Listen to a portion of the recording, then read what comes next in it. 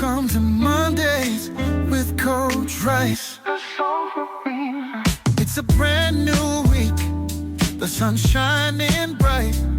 A chance to cast your net, step into the light. Life's full of challenges, it's a winding stream. But with Coach Rice, you'll find your dream. Happy Monday and welcome to Casting the Net, Really in Holistic Health. You are on with Coach Rice, your mental health life coach. So I am super excited to introduce Brenna Squires. She is a clinical psychologist and couples fertility coach.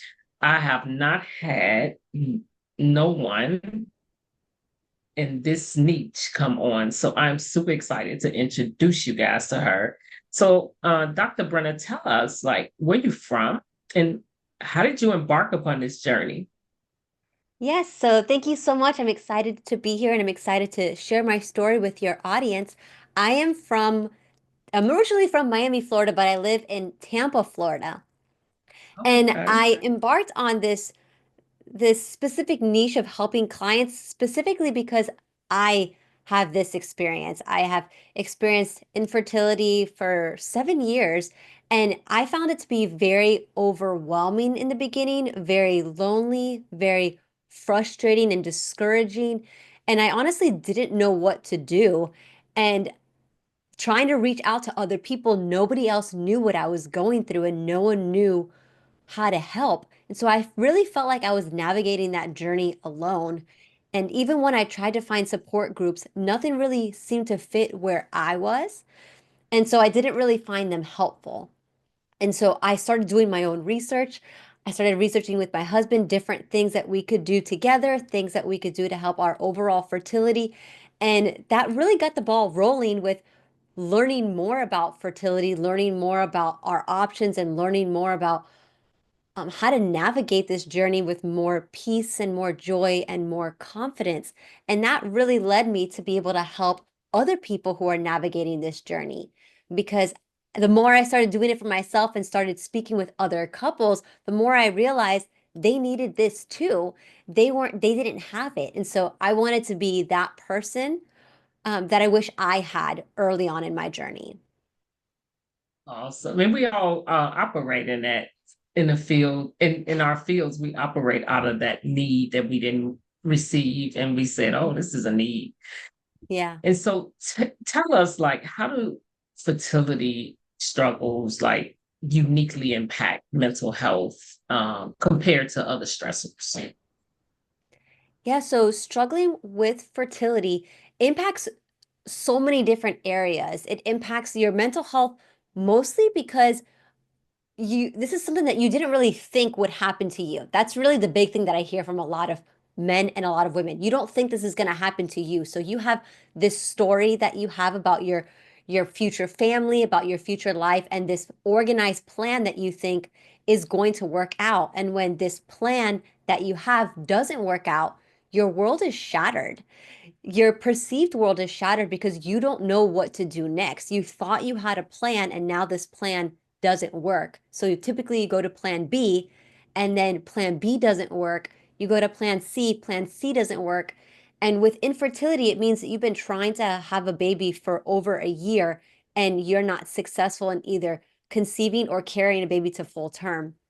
And so if you can imagine someone who is going through plan A, B, C, however many plans they have for over a year and it doesn't work, it really breaks down the idea of what does this mean for me now? Because I had this plan and the plan is no longer working. And so they start to doubt who they are, their future, their relationships. Some people even start to doubt God and their faith. There's a lot of doubt that comes up. And then there's also a lot of grief. There's grief of what they thought would happen. There's grief of what's going on in their current situation. And sometimes there's even frustration and grief that they're even feeling that grief. It's kind of this weird catch-22 where you're feeling overwhelmed and sad and anxious and experiencing grief, but at the same time, everybody around you is saying you're fine and almost gaslighting you into thinking there's not a big deal. And so then that adds more stress and Mm. anxiety. And so there's so much. I know I just opened a can of worms here with the No, I love anxiety it. I that love people it. I love feel, it. the depression, the grief. There's just so much that people don't really know that when they see somebody, and they say, "Oh, you're gonna be fine." They You're don't really know just it. poking They at the actually tornado that's about to explode. right. Sometimes we don't. People don't know what to say. So tell the audience like, what do you do when you run across someone who's struggling in an area? How do you encourage them and what not to say? Yeah, so if you keep in mind what I just said with like all of these things that Hmm. people are feeling, they don't often show it. So they're trying to hold it all together and they're trying to present themselves as okay Okay. most of the time. And so you think they're fine, but just keep in mind that there's a lot going under the surface. And so just being mindful of what you say and how you say it. Make sure that you're kind. I know these things sound basic, but being kind and empathetic. Empathetic to what they're experiencing. They're experiencing a lot. And so telling somebody you're fine isn't helpful. Telling somebody stop stressing, it'll happen when it happens, and telling somebody if it's God's will, it'll happen. None of those Yeah. things That's a are tough one. helpful. So think the opposite. Think the opposite of those different things. So one of my favorite things that I encourage other people to say to someone who's going through this journey and that I enjoy when someone says to me is, I'm sorry that you're going through this. I can't imagine how much you're going through, or I can't imagine what you're going through. How can I help you? How can I support you in this journey? Now, if you have gone through this journey, you can share a little bit about what you experienced, but also know that even if you experienced infertility and you had a journey, it is not the same as the person you're speaking with. Everybody's journey is different. And so you can relate on a level of understanding that you understand the overwhelming emotions and the different Mhm. emotions, but still follow up with, how are you doing? Tell me more about your journey and how I can help. And really just being Right. in that space of listening and support. And I think that's what a lot of, especially when you're dealing with grief, it's very uncomfortable for the Yeah. other person. And so Yeah. I think acknowledging that it is uncomfortable sometimes and really Yeah. saying and really pushing it back on the need of the person Yes, is so helpful. Um, what it are the is. like silent emotional battles that couples go through when they're when it during the infertility Yeah. stages that that are often misunderstood or overlooked. Yeah. One common struggle is that they may not be on the same page and they Mhm. don't really know what to do about it. So some couples may not be on the same page and they may not be talking to each other about it. They may be talking to other people about it, or they may not be talking about it at all. So there's this underlying tension.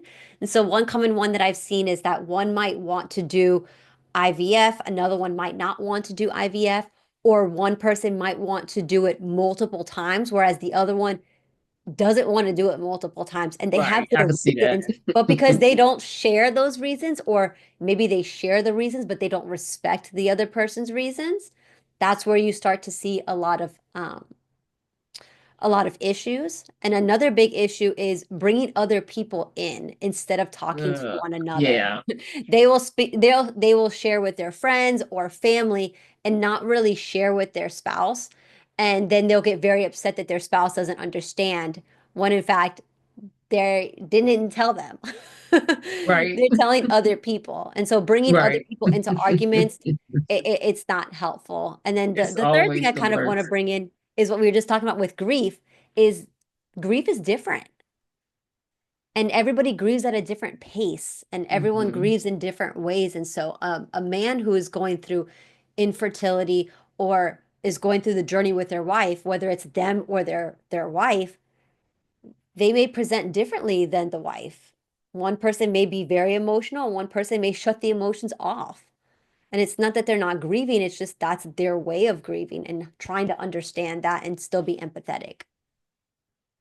Yeah, it is interesting how you right when you're not aligned, that's when the couple is not aligned, that's one of the root causes to a bad, bad road to go down. Yeah, I think Because it's the root cause to almost all couple problems. yeah, definitely. That's When one of you're my not aligned and you're not in when you're not. unity, you're trying to How can two operate, walk unless they agree, right? right? You're trying to operate as one, but as two, which Right, doesn't make any exactly. sense. And then the triangulation is horrible, right? Yeah, And it doesn't ease the anxiety, actually make it worse because you're not it talking to the does. person who you need to talk to, right? Yeah, absolutely. It's definitely making things worse and adds more Mhm. frustration. It adds more loneliness and isolation, which then increases the depression and the grief when you feel like you're Yes. doing it all by yourself. Yeah, because that kind of falls under the line of trauma when you Yeah. constantly going through the loss all the time. Yeah. So That's when actually, you, oh, go ahead. no, I was just going to say that's actually something that's not often discussed, that there is a type of post-traumatic stress that goes on with Mhm. infertility because it is the trauma of not having a successful pregnancy every single month or not carrying a baby to full term. And the longer you're going through this, these little mini traumas add up to the whole Yeah, journey, because you sometimes go from becoming hope to overwhelming. despair, Yeah, right? And it's so quick when too. you, I know, right? And when you're dealing with clients that are going through couples and clients that are going through this, do you ever have some that just don't get what they want at all? And if they do, if it comes to that point where they just it's just not going to happen. Do you ever have that? And if so, what do you do? How do you move them forward? Do you mean when they don't get what they want, like they don't get a baby? Right. And so that's something to kind of communicate with. What is your fertility goal? What are you trying to get at? Are you trying to have a baby naturally? Are you trying to have a baby in general? Are you open to adoption or surrogacy? And that goes through that idea of how do you want to achieve this, so to speak? How do you want that? And if you don't get that, what does that mean? And so I think the importance is making peace with the decision. So if you say, I only want it naturally and I don't want it other ways, okay. So before we get to that place, like you said, what happens if they don't get it? Are you able to make peace with if it doesn't work out? And then that's usually Yes. where we go a little bit deeper. Can you make peace with the not getting something? And then some people are able to make peace, and then some people who aren't will switch and say, okay, well, I can't make peace with that, so I think I'll go to surrogacy or I think I'll go to adoption. It's all about making peace with best case scenario and worst Right. case scenario. Because the end goal is that you really want a baby, right? And there's so many ways to do it. Are you Yeah. willing to go? Are you willing to do whatever you need to do to get the end goal, right? I Yeah. like how you put that because you have to find that out first before even moving forward, because you don't want to step out and then look up and you never discussed it, right? Yeah, and then with that too, if we take a step back, the end goal is having a family. And Right. one thing that I try to reinforce to couples is you are a family as a couple. So we want to prioritize your relationship. We don't want um you to go so full force into this journey that you destroy your relationship in before you grow it. Yeah, because that can happen. You're so It's focused on happened this many one thing times. that you lose yourself and you lose the whole essence of being a couple. Yeah. Yeah, it's actually shown that I think it's 2 to 3 times more likely for separation or divorce for couples who Hmm. have fertility challenges because of how hard that journey is. And if you're not united and you're not working to strengthen your relationship and you're only focused on that step, the baby, and you're skipping the foundation, some people will Yeah. get to the baby but then lose the foundation, and so then everything still crumbles. What do you find that the differences between how women perceive the loss or the disappointment than how the men perceive the loss or disappointment? What differences do you see? There's many differences. There's differences in if there is a identified cause. So if we can identify that the cause is male or female infertility. So if it's male fertility, that's the primary reason for it. They take it really hard because now it's stripping them of their ability to procreate. And so They that's a really big manhood, thing for so to them. speak, right? Yeah. And if it's for female, then that's different. They take the loss as well. So we have that respect of who the primary cause is. And sometimes it's unknown, so it's like a 50-50. And also with women, you see the cycles change every single day. So you're living it every single day. Mm, And so you take it at a different, you feel it differently because you see the cervical mucus, you see the period mhm. coming, you feel the cramps, you feel all of that. And so you have this different type of grief because now you can feel it and experience it. But if you think about it on the flip side, the man is perceiving it from the outside. So if you're not sharing, if the woman is not sharing what they're experiencing, he feels like an outsider and he doesn't know. So it's almost this, I don't know what's going on until you tell me, and I can't do anything about it. And so it's this helplessness side of grief where he can't do anything. And so it's really different, but I don't want to take away uh anybody's grief because it's still deep, Right. but it's just different. And I think that helps us give a deeper level of empathy towards our spouse when we know that they're going through something too. We just might not understand. And that's why it's so important to work on communication, work on sharing the Mhm. symptoms, work on sharing your feelings, work on sharing where you are. And that will bring you closer together, closer than you ever thought you could be if you're able to navigate this journey together. Yeah, because the goal is to keep them emotionally connected Yes. so that the relation, it's like almost like we're going through this together, this Yes. journey together versus the demise of it, right? It absolutely, and I think that's one of the problems with traditional medicine and some just different types of medicine sometimes is they'll focus only on the woman. They'll give the man one test and say you're good or you're okay or you're not that bad and put him to the side and then give her tons of tests, making it seem like she is the priority. And while yes, she is caring, everything is 50-50 up until the point baby Right, is in the belly. So there needs to be this shift in that it's our fertility, it's our baby. Yes, you are holding it, but I need to do my part to make sure that the environment is good. And so, like right. you said, doing this together is so important. Wow.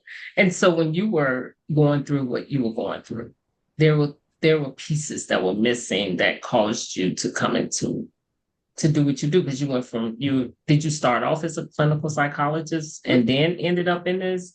And Yeah. so with that, what are some of the things that you really needed on that journey that you didn't have that you actually provide? So, a good question. Yeah, so I started off as a clinical psychologist and then I think that's part of why I thought it was going to be easy. Like I already know these things. It's going to be easy and I'm going to be able to start it. And my journey started quick and I was super hopeful and once I realized it wasn't working, I shifted into problem solving mode, but what I didn't realize in the beginning that I know now is that there are so many more options out there than we are told. We're Mm, really in the doctor's office, you're told of a handful of options. And so you heavily research those handful of options and you think, well, what should I do with these three things? Which one should I pick? And then you get very overwhelmed and stressed. But what I've learned, and one thing that I help couples do is let's open the door. There are so many options out there that don't cost tons of money, that are not invasive, that'll help you improve your health, that will get to the root cause of the problem. There are so many options out there that let's tailor it to you. And at the same time, let's make sure that you're working together as a couple. And so with that, I learned that you need to explore all of the options and fit something that's right for you.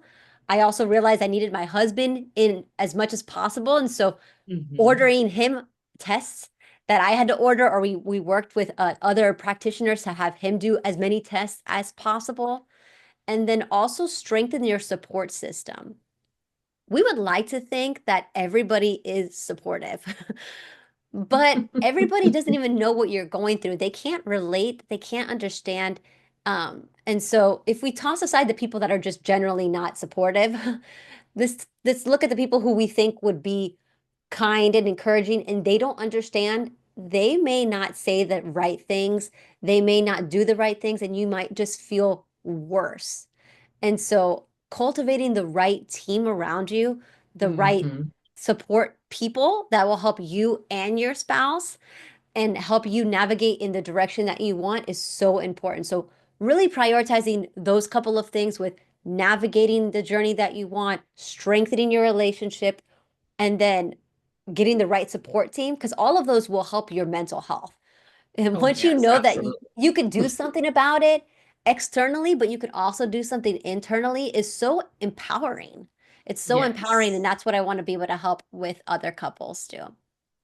Oh, thank you so much. I love how you put it all together and you look at it systemically, because a lot Yeah, of times we don't look at things like that. We just focus on that one person and not think about all the connections that yeah. goes with that, And we just focus sometimes it's just the focus is on infertility, but it's so big, so much bigger than that.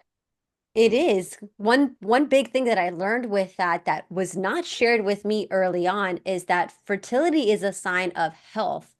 And Mm, if you don't have a consistent cycle and it's regular, and you have painful periods, and you have irritability and PMS and PCOS and endometriosis, that means there's something going on in your body.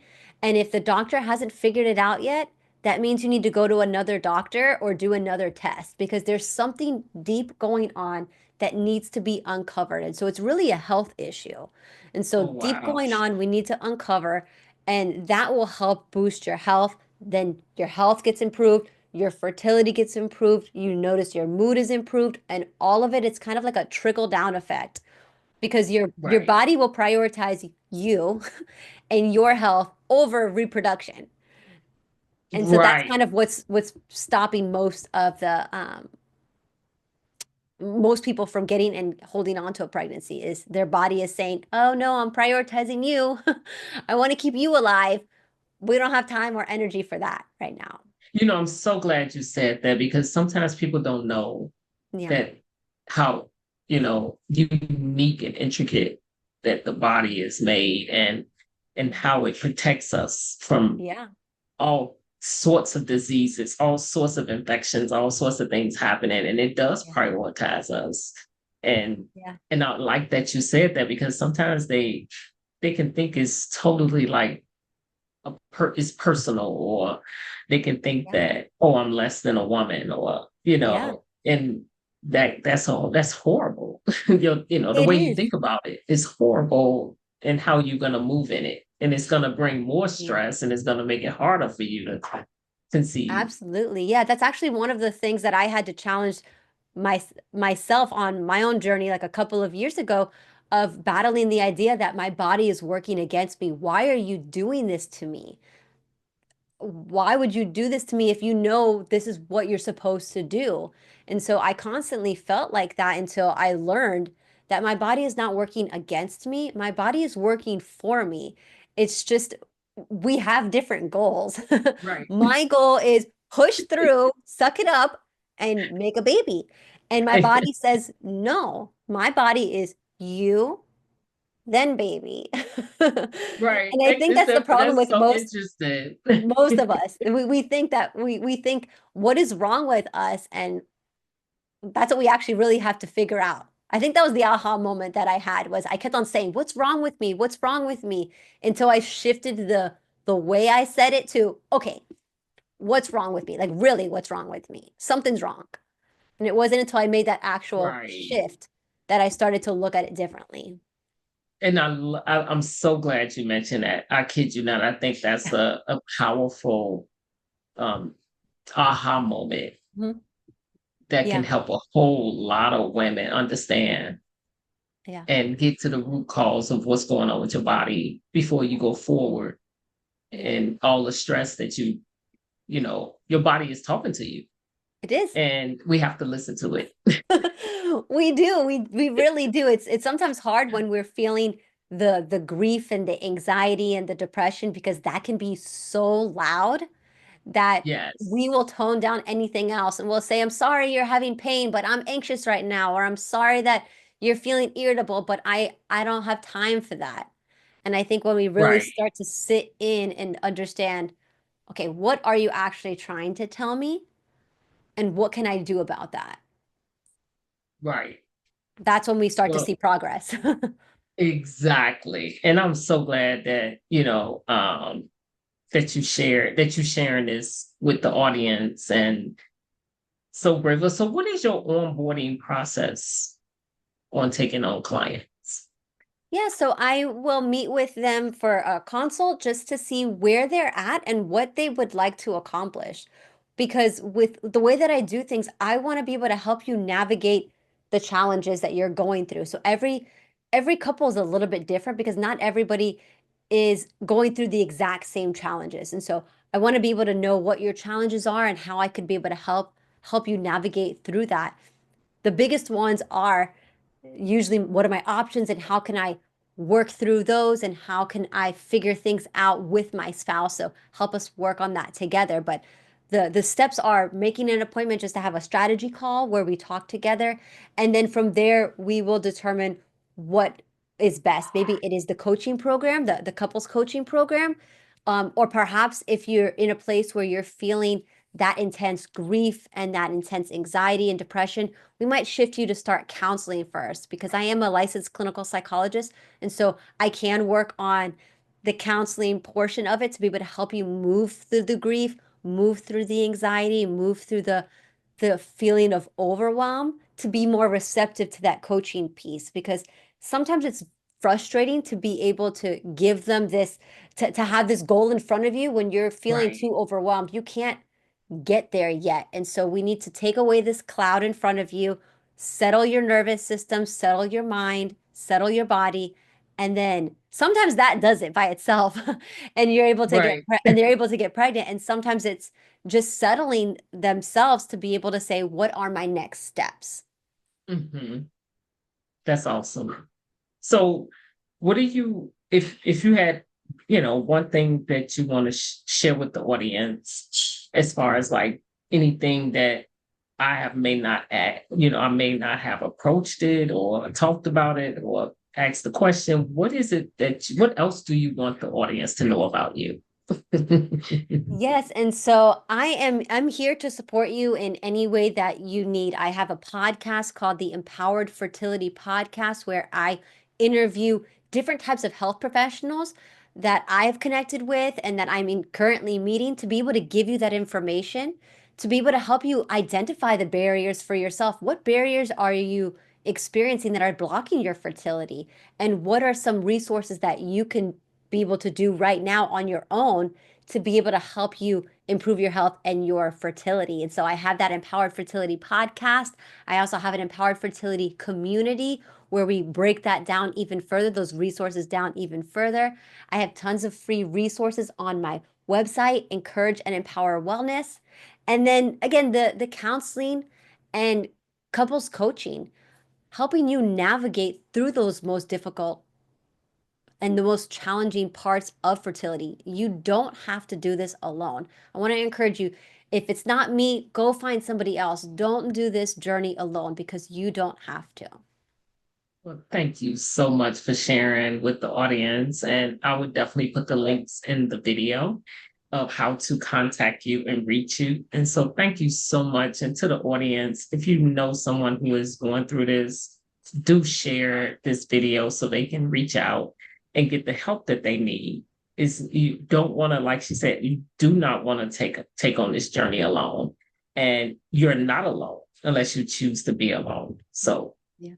do share, do subscribe to my channel because I always have amazing people on. So I just want to say thank you for listening and thank you so much for sharing with us today, and just have a happy Monday. And we are signing off. We'll heal every heart, so join us now. Let's make life suffice. Welcome to Mondays with Coach Rice.